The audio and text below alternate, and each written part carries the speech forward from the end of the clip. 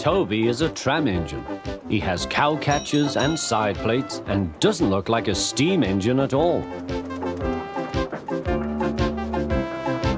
He takes trucks from farms and villages to the main line and is cheerful to everyone he meets.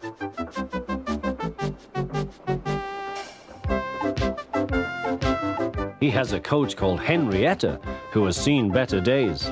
It's not fair at all, she grumbles, remembering that she used to be full and 9 trucks would rattle behind her.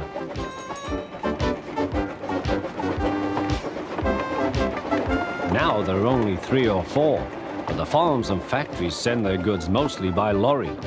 Toby is always careful. The cars, buses and lorries often have accidents. Toby hasn't had an accident for years. The buses are crowded and Henrietta is empty.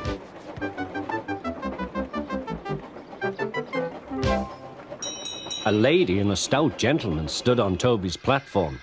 He was, of course, the Fat Controller, but Toby didn't know this yet.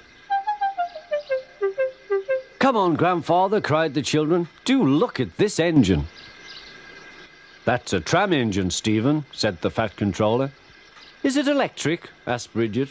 "Whoosh!" hissed Toby. "Shh, shh," said her brother. "You've offended him." "But trams are electric, aren't they?" "They are mostly, but this is a steam tram." "May we go in it, Grandfather? Please?" "Stop," said the Fat Controller to the guard. They all scrambled into Henrietta. "Hip, hip, hooray!" chanted Henrietta. But Toby did not sing. "Electric indeed! Electric indeed!" he snorted. He was very hurt. "What is your name?"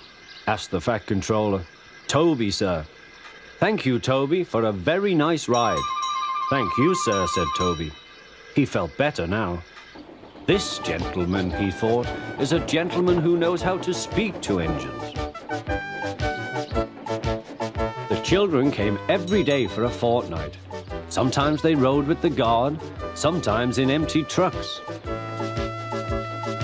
On the last day of all, the driver invited them into his cab. All were sorry when they had to go away. And the Fat Controller and his family thanked everyone. "Come again soon," replied Toby. We will," called the children. And they waved till Toby was out of sight.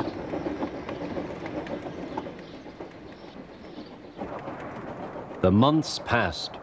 Toby had few trucks and fewer passengers. "Our last day, Toby," said his driver one morning. "The manager says we must close tomorrow."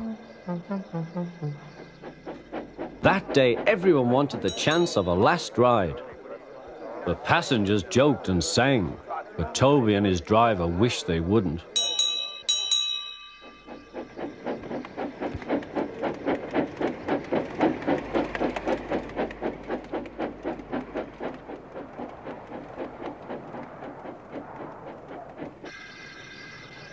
"Goodbye, Toby," said the passengers afterwards.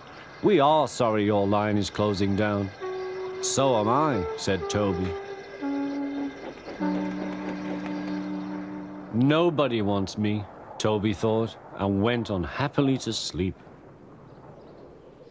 Next morning, the shed was flung open, and he woke with a start to see his driver waving a piece of paper. "Wake up, Toby," they shouted, "and listen to this. It's a letter from the Stout gentleman." Toby listened but I mustn't tell you any more, or I shall spoil the next story.